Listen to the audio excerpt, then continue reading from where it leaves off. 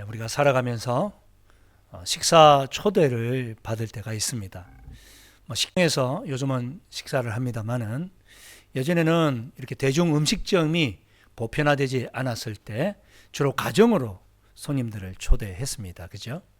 그래서 참 신방도 예전에는 이 가정에 등록을 하시는 분들 같은 경우에 등록 신방도 가고 또 새해가 밝아지면 또 대신방이라고 해서 가정마다 방문해서 또 함께 예배드리면서 축복해 드리고 또 함께 식사했던 그런 기억이 떠오릅니다. 여러분, 어떤 분이 자기 집에 초대를 해서 방문을 했을 때 어떤 것이 가장 기억에 오래 남을까요? 어떤 집에 초대받았을 때 여러분에게 참 오랫동안 머릿속에 남아 있을까? 음식이 맛있던 집? 아니면 화려하고 멋있는 그런 장식이 되어 있는 집? 어떤 집이신가요? 아마 각자가 다르겠습니다. 음식이 그냥 너무 맛있어서 그 집에 또 가고 싶다. 그런 집도 있을 것이고, 참 그 집 멋지게 꾸몄네. 그래서 한 번 더 방문하고 싶은 집도 있겠죠. 근데 아마도 대부분은 정말 지극정성으로 대접받았다. 정말 나를 귀한 손님으로 대접해 주는구나. 이런 마음의 감동이 있었던 집이 가장 오래 기억에 남지 않을까요? 저에게도 그런 식사 대접을 받았던 기억이 있습니다. 제가 24살 때 신학대학 2학년 때였습니다. 이제 군대를 갓 제대하고 뭘 알겠습니까? 제가 형편이 또 어려웠기 때문에 신학생이 이제 아르바이트 하듯이 그냥 아주 자그마한 교회 100명도 안 되는 그런 교회에 이제 교육 전도사로 이제 가게 됐어요. 그때 제 경험이라고 하는 것은 신학 2년 했지만 그런 지식이 있겠습니까?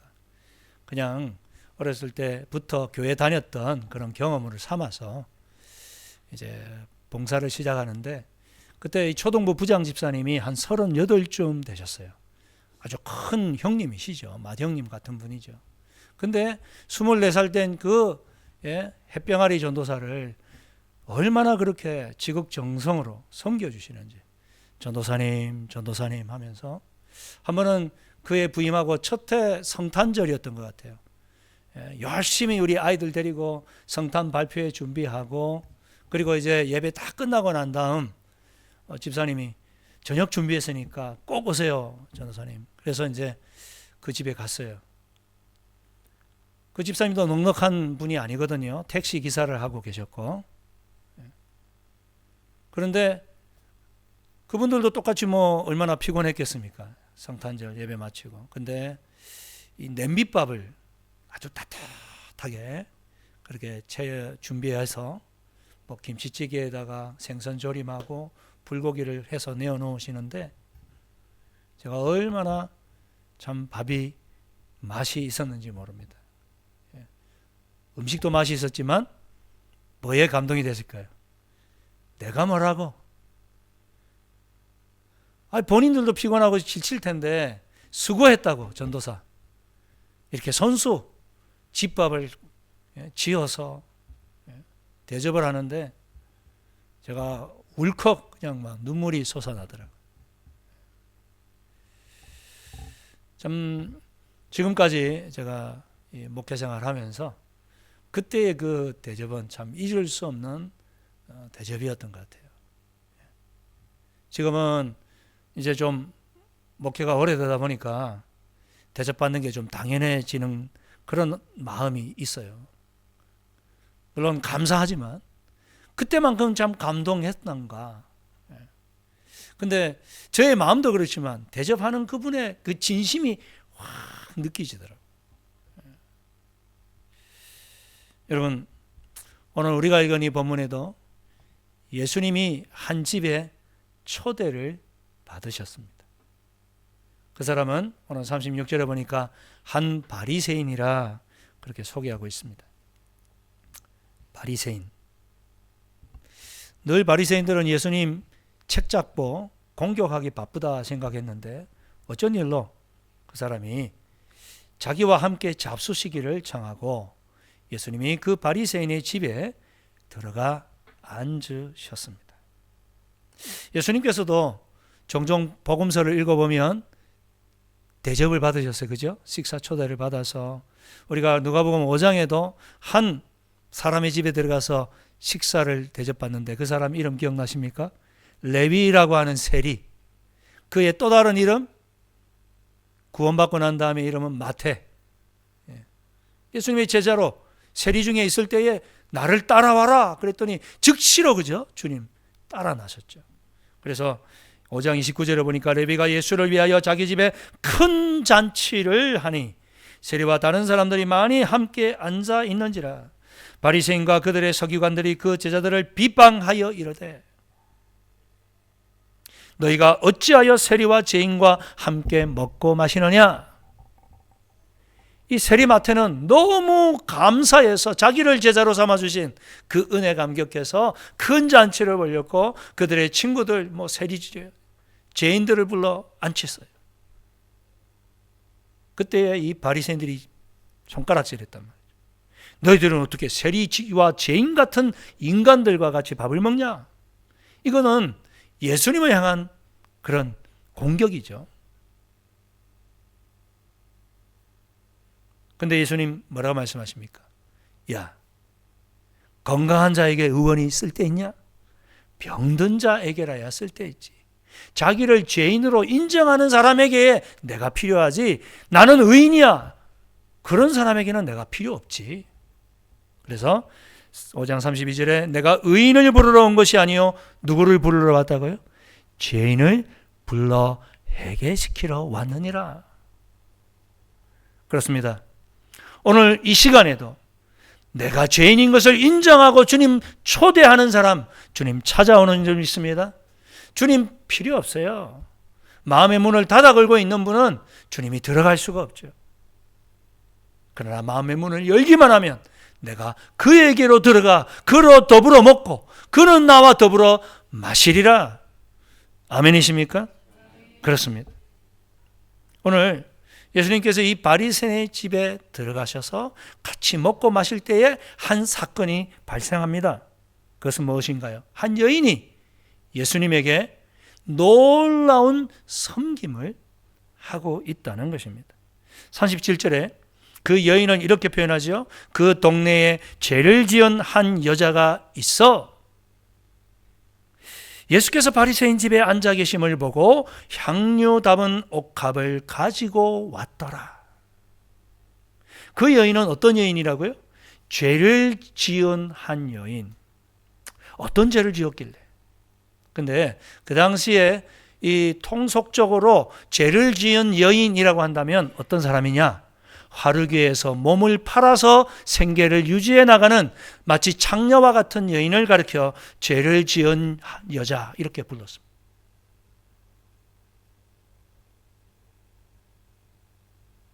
부끄러운 직업이죠. 떳떳하지 않죠.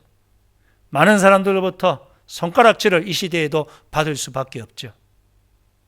예수님 당시에는 두말할 필요가 없는 것이죠. 그런데 그 죄를 지은 하인 여인이 예수님께 찾아옵니다. 근데 그 예수님이 누구의 집에 있습니까? 바리새인의 집에 있습니다. 우리가 쭉 읽어보시면 그 사람의 이름이 나오죠. 시몬이라고. 시몬아, 예수님 그렇게 말씀하시는데 이 바리새인 집에 있습니다. 바리새인은 율법을 얼마나 철두철미하게 지키는 사람인지 모르죠.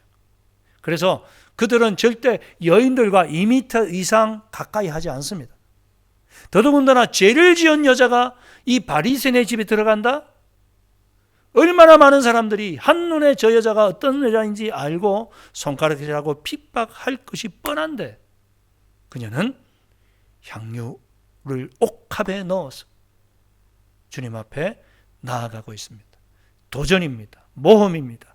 용기 있는 그러한 결정을 하고 나아가는 것입니다. 은혜는 바로 이런 결정과 용기와 도전을 하는 사람에게 주어지는 줄 믿습니다. 그냥 아무런 생각 없이 이 자리에 앉아 있으면 하나님의 은혜가 임하지 않습니다. 사모하는 마음으로 나 같은 죄인이라도 주님 받아주시겠지 기대하는 마음으로. 그리고 그 여인은 어떻게 행동합니까? 38절에 예수의 뒤로 그 발 곁에 서서 울며 눈물로 그 발을 적시고 자기 머리털로 닦고 그 발에 입 맞추고 향유를 부었더라. 여러분, 눈물로 예수님의 발을 적셨답니다. 도대체 얼마나 많은 눈물을 흘려야 예수님의 발을 적실 정도로 흘릴 수 있을까요? 여러분, 그렇게 눈물 흘리신 적 있습니까? 저는 처음에 이 성경을 읽을 때 좀 가장이 심하다. 얼마나 눈물을 흘렸길래 예수님의 발을 적실 정도. 그 정도의 간절함을 이 여인은 가지고 주님 앞에 나온 것이죠. 발에다가 세상에 입을 맞춥니다. 최고의 존경을 표현하는 것이죠. 최고의 경외하는 표현입니다. 그리고 향유를 붓습니다. 귀한 손님의 발을 씻긴 후에 향유 기름을 바르는 것은 그 당시의 일반적인 매너였습니다. 에티켓이었습니다. 근데 보통 올리브유를 발랐어요. 그렇게 손님이 오면. 근데 그 정도가 아니라 그는 귀한 향유를 준비해서 쏟아 부어 넣고 있는 것이죠. 정말 놀라운 헌신입니다. 전무후무한 파격적인 헌신을 이 여인은 예수님께 쏟아 붓고 있는 것이죠. 눈물을 물로 삼아서 머리털을 수건 삼아 주님의 발을 씻기고 닦이고 그리고 조금 그냥 바르는 것이 아니라 쏟아 부어서 주님의 발을 기름으로 닦아드리는 이러한 놀라운 행동, 여러분 어떻게 생각하십니까?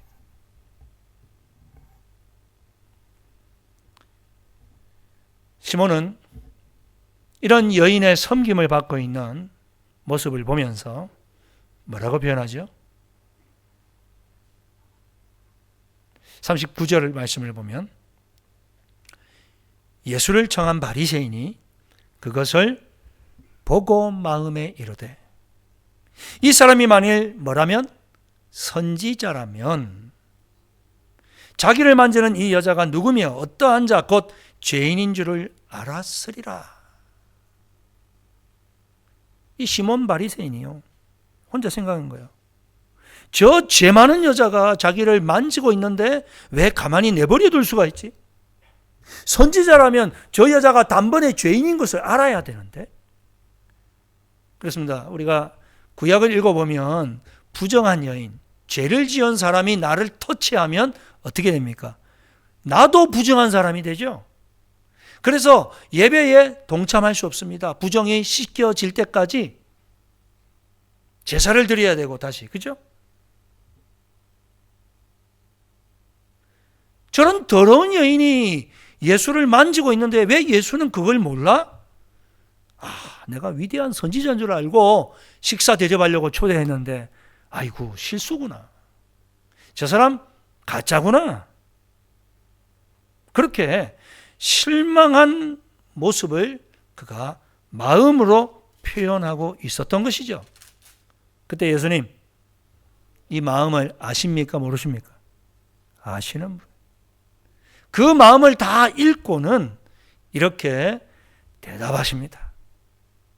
40절 시몬아 내가 내게 이를 말이 있다 하시니 그가 이르되 선생님 말씀하소서. 예수님께서 한 비유를 드십니다. 이 시몬은 자기가 정성껏 준비한 이 식탁에 참 상류층들만 이렇게 누리는 그런 격조 높은 그런 온갖 것들을 다 준비해서 차려놓은 이 식탁에 이 죄인 많은 여인이 오므로 해서 기분이 엄청 나빴죠. 식사 망쳤네. 예수라는 사람도 영 내 기대 이하네. 근데 예수님 어떤 비유하십니까? 시몬아, 한 돈을 빌려주는 사람이 있어서, 근데 그 사람에게 한 사람은 500데나리온의 돈을 빌려갔고 또 다른 사람은 50데나리온의 돈을 빌려갔어. 근데 때가 되었는데 두 사람 다 돈을 못 갚아. 이 빌려준 사람이 가만히 살펴보니 둘 다 갚을 능력이 없네. 그래서 그가 말하기를, 줬어. 당신들 그 돈 안 갚아도 돼요. 그렇게 탕감을 해줬어. 그리고는 43절에 이제 42절에 주님 물으시죠. 갚을 것이 없으므로 둘 다 탕감해 줬는데 둘 중에 누가 그를 더 사랑하겠느냐? 여러분, 누가 더 사랑하겠습니까? 500데나리온 탕감받은 사람과 50데나리온 탕감받은 이 두 사람 중에 누가 더 그 빚을 탕감해 준 사람을 사랑할까요? 더 감사할까요? 대답을 안 하십니까? 이 좀 뭐가 주고받고가 있어야 이게 설교가 되는데. 그렇죠. 500데나리온을 탕감받은 사람이겠죠. 당연히. 그래서 시몬도 43절에 대답하여 이르되 내 생각에는 많이 탕감받은 자니이다. 이르시되 네 판단이 옳도다. 그렇습니다. 여러분, 50데나리온은 어떻습니까? 한 데나리온은 하루 품삯이죠. 그러면 약 2달을 그가 먹지도 않고 마시지도 않고 모아야 갚을 수 있는 돈이죠. 500데나리온은요? 1년 연봉이 넘는 돈입니다. 500일 동안 모아야 되니까. 먹지도 않고 마시지도 않고 어떻게 그렇게 할 수 있습니까? 그러므로 내가 먹으면서 아이들 학자금 받으면서 그렇게 그 돈을 갚는 거 쉽지 않겠죠. 그걸 탕감해 줬어요. 채권자가 채무자에게 너 안 갚아도 돼. 이것보다 더 큰 소식이 어디 있습니까? 늘 빚에 짓눌려 살다가, 여러분 빚 져보셨나요? 빚을 져본 사람은 그 빚이 얼마나 무거운지 아시죠?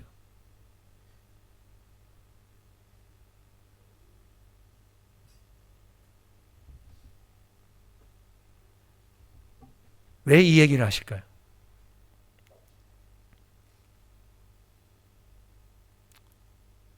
시몬에게 이 여인이 왜 이런 행동을 하고 있는지를 설명해 주기 위해서죠. 이 여인이 왜 눈물을 흘릴까? 왜 그 머리털, 여러분, 여인에게 있어서 머리카락은 어떤 것이죠? 구약에서는 이 머리카락은 생명으로 표현하고 있어요. 대표적인 사람이 누굽니까? 삼손이죠.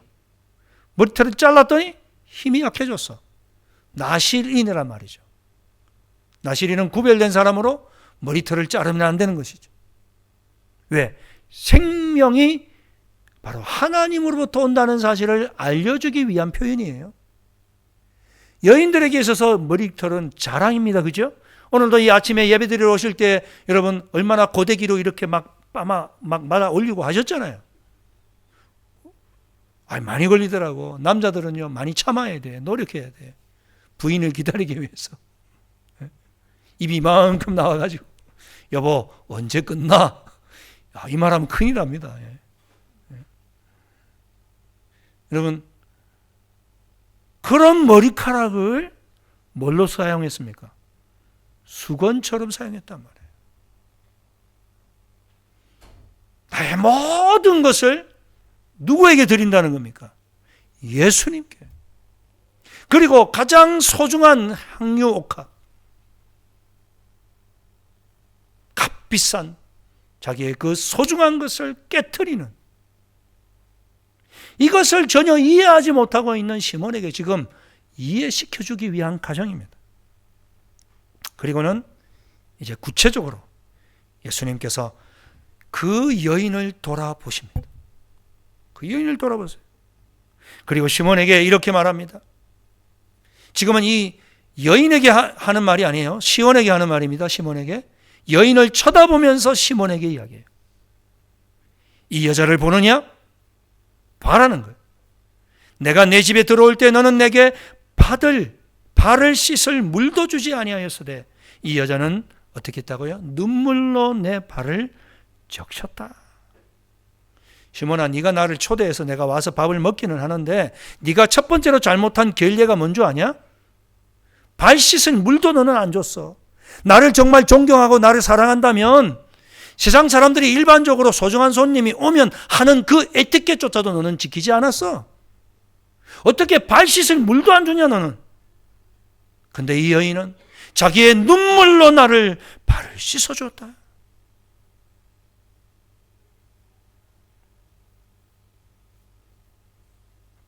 (45절에는) 너는 내게 입맞추지 아니하였으되 그는 내가 들어올 때부터 발에 입맞추기를 그치지 아니하였다.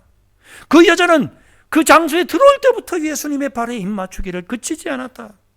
여러분, 당시에 이스라엘 사람들, 근동 사람들은요, 반갑게, 그리고 귀한 손님이 오면 볼에다가 키스를 합니다. 러시아 사람들도 좀 그런 게 있는 것 같더라고요. 디르키지에서는 제가 자주 봤거든요. 반갑게 오랜만에 만나면 서로 볼에다가 뽀뽀를 하더라고요. 그 근동에 그런 풍습이 있었는데 너는 내 들어올 때 그렇게 하지도 않았잖아. 근데 이 여인은 심지어 볼이 아니라 팔에다가 키스를 하면서 입맞춤을 하면서 정식적으로 한 번, 두 번 한 게 아니고 계속해서 지속적으로 나에게 그 존경과 사랑을 표현했다. 그게 바로 너의 두 번째 결례야. 세 번째 결례가 있다. 46절 너는 내 머리에 감람유도 붓지 아니하였으되 그는 향유를 내 발에 부었느니라. 이게 무슨 뜻입니까? 이스라엘 지방, 고대 근동 지방은요, 바람이 부는데 사막에서 불어오죠. 그러면 먼지나 이런 것들이 많이 이렇게 붙고 금세 건조해지고 머리카락이 엉망이 됩니다. 그때에 바깥에서 헝클어진 머리를 하고 들어온 손님에게 요즘도 머리기름 바르듯이 감람유로 기름을 이렇게 발라줘서 머리를 단정하게 만들어주는 거예요. 너는 그렇게 하지도 않았는데 이 여인은 심지어 내 발에다가 그 귀한 향유를 부어서 나에게 이해를 다하였다. 여러분, 우리는 오늘 이 예배를 드리면서 어떤 예의를 갖추고 주님 앞에 예배하고 있습니까? 어떤 마음으로 주님 앞에 예배를 드리고 있습니까? 어떤 마음으로 주님을 만나기 위해 나오셨습니까? 여러분이 드리는 이 예배와 여러분이 드리는 이 모든 찬양과 그리고 헌금이 제대로 주님 앞에 올려질 수 있을까요? 시몬처럼 그냥 대충대강 그렇게 하고 있지는 않을까요?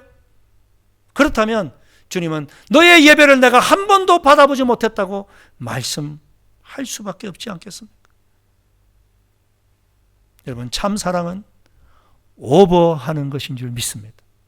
어찌 보면 일반적인 사람들이 볼 때 너무 오버하는 거 아니야 저거?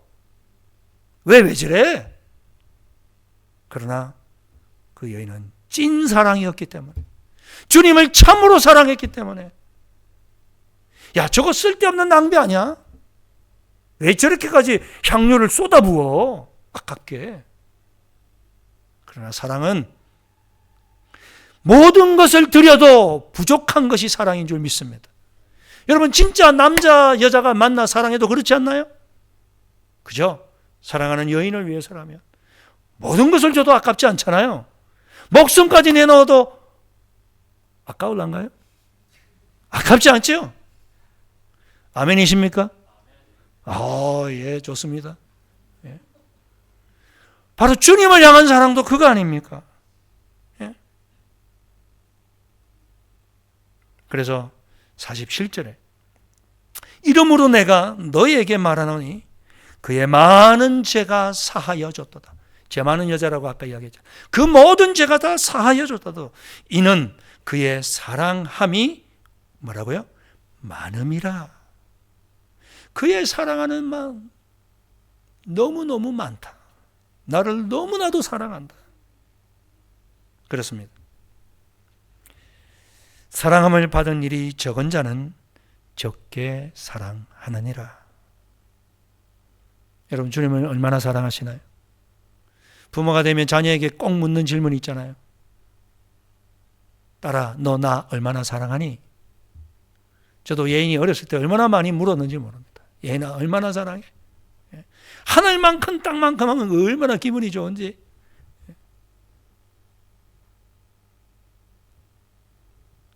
그는 탕감을 받은 그 죄가 너무너무 많아서 그 은혜가 너무너무 감사해서 견딜 수가 없었어. 그렇게 주님 앞에 눈물을 쏟으면서 발에 입을 맞추면서 귀한 것을 드려서라도 그 사랑을 표현하고 싶었던 것이죠. 그렇습니다. 예배는 우리가 하나님께 사랑을 표현하는 것입니다. 그러므로 찬양을 드릴 때 그냥 대충 입만 뻥긋뻥긋 하지 마시고 허리에 힘을 주고 주님 앞에 목청껏 찬양할 수 있기를 축원합니다. 그것이 사랑의 표현이죠.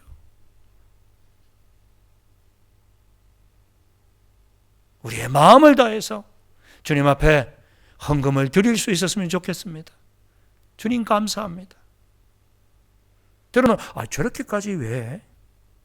그럴 정도로 주님께서 내 마음에 감동을 주실 때에 그 구원의 은혜와 감사가 너무 커서 때로는 부담스러울 정도로 주님 앞에 드릴 수 있는 은혜가 저와 여러분에게 있기를 소원합니다. 매번 그러라는 말이 아닙니다. 성령이 감동을 주실 때 그때는 주님이 그것을 받아서 사용할 때가 있기 때문에 그렇게 역사하시는 것이죠. 그렇습니다. 이제 우리 주님 뭐라고 말씀하시나요?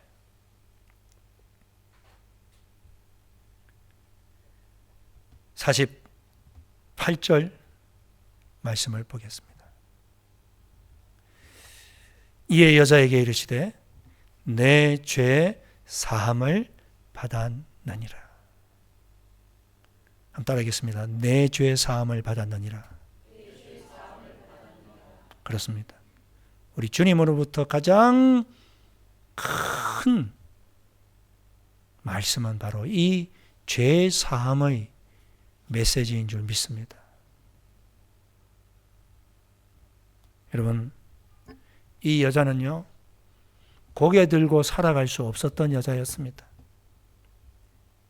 몸을 팔면서 생계를 유지할 수밖에 없었던 천하고 천한, 사람들로부터 손가락질 받는, 동네에서는 참으로 늘 편견과 박해를 받던 여인.